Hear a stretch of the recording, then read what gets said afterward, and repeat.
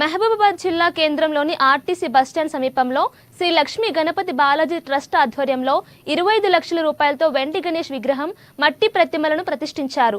వేద పండితుల మంత్రోచ్చారణల నడుమ గణపతి నవరాత్రి ఉత్సవాలను అంగరంగ వైభవంగా నిర్వహించారు.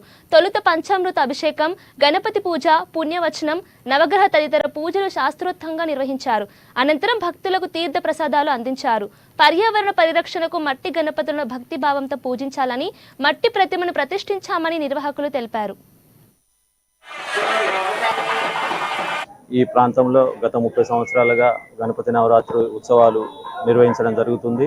ఈ సంవత్సరం ప్రత్యేకత ఏంటంటే ట్రస్ట్ ఏర్పాటు చేసి సోమరత్నశేఖరం గారి ఆధ్వర్యంలో సోమరత్నశేఖరం గారి అధ్యక్షతన ట్రస్ట్ ఏర్పాటు చేసి రిజిస్ట్రేషన్ చేయించడం జరిగింది.